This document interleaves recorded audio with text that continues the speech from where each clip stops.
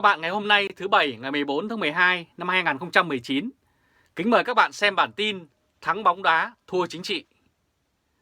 Vâng, chiến thắng 3-0 trước đội tuyển Indonesia ở vòng chung kết bóng đá SEA Games 2019 vào tối ngày 10 tháng 12 vừa qua đã giúp Việt Nam đạt được chức vô địch sau 60 năm.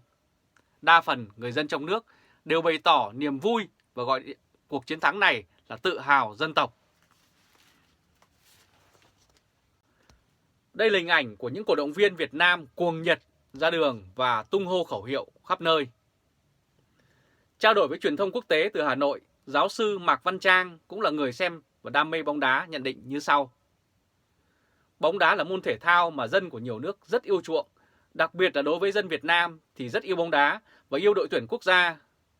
Tính ra là 60 năm kể từ năm 1959 thì đội bóng của Việt Nam Cộng Hòa đạt vô địch Đông Nam Á. Đến nay là 60 năm đội tuyển bóng đá nam mới đạt được vô địch SEA Games thì người ta thích thú, tự hào là chính đáng.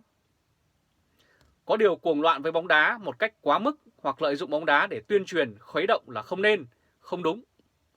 Ví dụ thanh niên đi bão phóng xe thì công an phải bắt và xử lý. Nhưng những điều này dường như đã không được thực hiện một cách đầy đủ khi người dân ào ra đường và vi phạm giao thông cũng rất nghiêm trọng và gây ra cái chết với rất nhiều thanh niên ở đây. Và niềm vui bóng đá là thú vui được phép tụ tập đông người, hò hét, reo mừng dưới thể chế độc tài của chủ nghĩa cộng sản ở Việt Nam. Mặc dù cái kết của nó đôi khi cũng đem đến sự chết chóc cho rất nhiều người, nam thanh, nữ tú, vì họ đã đi lên chiếc xe máy với tốc độ rất cao để hò reo và rất nhiều tai nạn đã xảy ra một cách thương tâm. Đây là hình ảnh người Việt Nam mừng chiến thắng bóng đá tại giải SEA Games 2019. Có thể nhận thấy rất nhiều người dân và chính phủ quyền Việt Nam mong chờ đội tuyển U22 của Việt Nam đem lại chiến thắng trong trận chung kết bóng đá SEA Games 2019. Từ trưa, các màn hình lớn đã được cơ quan chức năng địa phương cho dựng lên ở tất cả các nơi công cộng và chúng ta đã thấy những điều đó ở trong nước từ Nam đến Bắc. Sở Giao thông Vận tải Thành phố Hồ Chí Minh còn cấm tất cả các xe vào đường Nguyễn Huệ.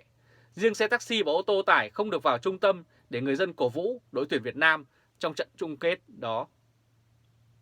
Sau khi đội tuyển Việt Nam chạm vào cúp vàng, người dân khắp các tỉnh thành đổ xô ra đường đi bão. Trên các trang truyền thông xã hội, hình ảnh video người dân khóc, khoác cờ, đeo băng rôn, hò hét trên đường ăn mừng chiến thắng một cách hết sức rầm rộ. Tuy nhiên, thành tích bóng đá đã bị các đảng viên Đảng Cộng sản cấp cao lợi dụng để mị dân và làm tự nổi bật mình trước một rừng cờ đỏ và ngay trước Đại hội Đảng lần thứ 13 dự kiến được tổ chức vào năm 2021 tại Hà Nội. Đây là hình ảnh Thủ tướng Nguyễn Xuân Phúc tổ chức gặp mặt đội tuyển bóng đá Việt Nam sau chiến thắng của U22 hôm 11 tháng 12 năm 2019. Truyền thông dẫn lời nhiều người gọi việc đoạt huy chương vàng của đội tuyển bóng đá U22 Việt Nam là niềm tự hào dân tộc. Một du học sinh ở Đài Loan sau khi xem học xong trận chung kết lịch sử của bóng đá Việt Nam đã có cách nhìn nhận khác. Và nói, theo mình, niềm tự hào về bóng đá và niềm tự hào dân tộc nên tách biệt. Đá bóng chỉ là một lĩnh vực nhỏ bên văn hóa thể thao, còn mình bây giờ đang thua xa các nước khác. Mình không thể lấy bóng đá làm niềm tự hào được, trong khi đó còn rất nhiều lĩnh vực và lãnh đạo mình phải tự xem xét lại bản thân, lãnh đạo đất nước của mình như thế nào, cho đúng và đúng hay chưa.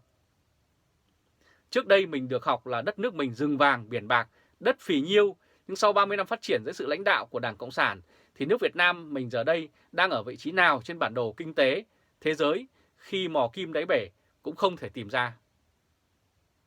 Và quả thật, ở Việt Nam với những sản phẩm sản xuất và xuất khẩu đi các nơi thì dường như giá trị gia tăng rất thấp và chỉ tận dụng những công lao động rẻ mạt của thanh niên trong nước để sản xuất những mặt hàng cho những công ty để xuất đi mà thôi. Và ông Vũ Đức Đam, một chính trị gia trẻ của Việt Nam, ông rất biết tận dụng các chiến thắng bóng đá để đánh bóng cho uy tín cá nhân, cũng như đối với các ủy viên Bộ Chính trị, ủy viên Trung ương Đảng thường có thói quen kín tiếng thì đây là điều mà ông Vũ Đức Đam thực hiện rất tốt bằng hình thức đưa hình ảnh của ông lên các trang truyền thông. Đây là hình ảnh Phó Thủ tướng Vũ Đức Đam vui mừng với chiến thắng của đội bóng đá U22 của Việt Nam.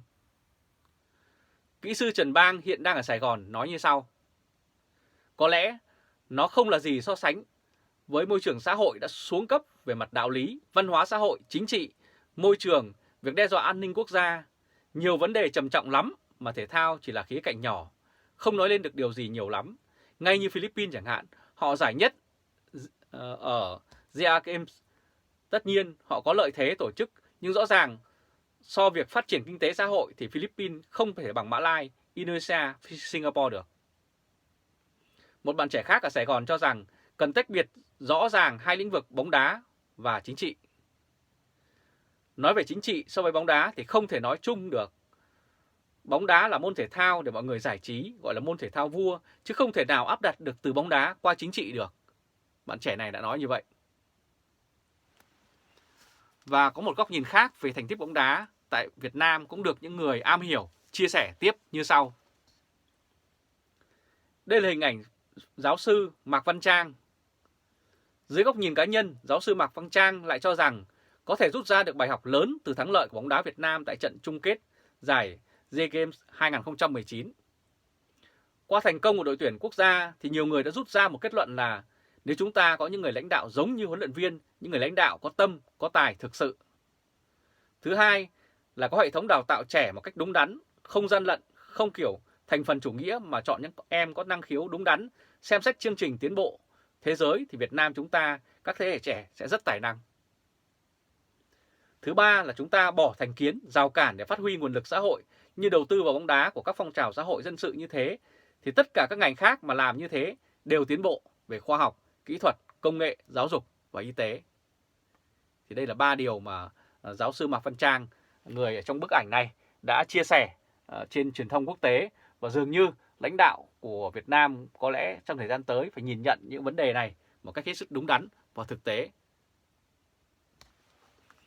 Và sự thành công của đội tuyển bóng đá quốc gia Việt Nam phụ thuộc rất nhiều vào huấn luyện viên được thuê từ những nước dân chủ và tự do. Nhiều ý kiến cho rằng ngay cả các lãnh đạo tại Ba Đình nếu được thuê để phục vụ người dân Việt Nam thì kết quả sẽ sáng sủa hơn rất nhiều khi sử dụng những chuyên gia cấp cao từ nước ngoài. Đây là hình ảnh huấn luyện viên Park Hang-seo của Hàn Quốc. Du học sinh Đài Loan cũng đồng ý với nhận xét của giáo sư Mạc Văn Trang. Anh lập luận như sau: nếu bên lĩnh vực bóng đá thuê được huấn luyện viên Park Hang-seo của Hàn Quốc về làm huấn luyện viên mà bóng đá của mình được như thế, thì mình nghĩ theo kiểu hơi hài hước một tí là nhập nguyên dàn lãnh đạo của Hàn Quốc về Việt Nam, hoặc ít ra thì cũng phải có suy nghĩ tiến bộ như người ta, cách làm tiến bộ hơn, phải học hỏi các nước như Hàn Quốc, Đài Loan và các nước trong vùng mà kinh tế đang đi đầu tại châu Á, và ngay cả Nhật Bản cũng vậy. Đa số đều cho rằng tự hào với bóng đá không phải là tự hào dân tộc, vì hiện nay bên cạnh niềm tự hào về bóng đá Việt Nam thì vẫn còn nhiều lĩnh vực không được tự hào cho lắm như chính trị, kinh tế, cách điều hành quản lý, những thảm họa môi trường đã diễn ra suốt thời gian qua tại Việt Nam. Và trước một thế giới thay đổi nhanh chóng về mọi mặt, dường như Đảng Cộng sản Việt Nam vẫn chưa có cách thích nghi và tự làm mới mình. Điều này có thể học từ thành công nơi đội bóng đá quốc gia Việt Nam. Đây là hình ảnh ông Tổng Bí thư Chủ tịch Nguyễn Phú Trọng già nua của Việt Nam. Nhiều người Việt Nam đã cho rằng từ cách dẫn dắt đội tuyển U22 của huấn luyện viên Park Hang-seo để đem lại chiến thắng vàng cho Việt Nam vừa qua đều có thể đưa ra bài học cho giới lãnh đạo và chính phủ tại Hà Nội. Đó là việc mở rộng tư duy, lựa chọn đúng tài năng, không giới hạn mọi mặt là các yếu tố mà những người đứng đầu bộ máy nhà nước cần phải thay đổi. Nếu chính trị thay đổi như bóng đá thì Việt Nam không lo gì mà không phát triển được. Ý kiến cho biết như vậy. Và chiến thắng của đội tuyển U22 Việt Nam cùng huấn luyện viên ngoại quốc đã làm chúng ta liên tưởng đến một thành công khá ấn tượng khác khi con người Việt Nam được sống và học tập trong một thể chế dân chủ và tự do. Đây là hình ảnh Phó Thủ tướng Đức tiến sĩ Philipp Rösler ở bên mé trái cùng nữ Thủ tướng Đức Angela Merkel ở bên phải. Ông Rösler được sinh vào ngày 24 tháng 2 năm 1973 tại Sóc Trăng, Việt Nam. Tiến sĩ Philipp Rösler là một chính trị gia Đức, nguyên Chủ tịch Đảng Dân Chủ Tự Do, nguyên Phó Thủ tướng Đức. Ông cũng là Giám đốc điều hành thành viên Hội đồng Quản trị Diễn đàn Kinh tế Thế giới tại Thụy Sĩ. Và đây là những con người mà để gần lại các bạn thấy rất rõ là hình ảnh rất thân quen, một khuôn mặt của châu Á, và đó chính là người có gốc Việt Nam, và họ đã rất thành công, thậm chí làm đến Phó Thủ tướng của nước Cộng hòa Liên bang Đức khi họ được sống, học tập và phát triển trong một nền kinh tế và chính trị tự do như ở Đức. Và rõ ràng với những thông tin đó thì chắc chắn trong thời gian tới các lãnh đạo của Việt Nam cần phải tự nhìn nhận là mình, cũng như hướng đất nước đến một nơi mà nhiều người muốn tới, đó là những nơi có nền tự do và dân chủ như Đức, châu Âu và trên thế giới. Rất cảm ơn các bạn đã chú ý theo dõi chương trình truyền hình trực tiếp của Lê Trung Khoa Thời báo.de ngày hôm nay thứ Bảy ngày 14 tháng 12 năm 2019. Các bạn hãy chia sẻ video, để lại bình luận và bấm nút theo dõi để luôn được biết những thông tin mới nhất, nhanh nhất và trung thực nhất. Chào các bạn và hẹn gặp lại các bạn vào bản tin lần tới. Trung Khoa từ Berlin, Cộng hòa Liên bang Đức.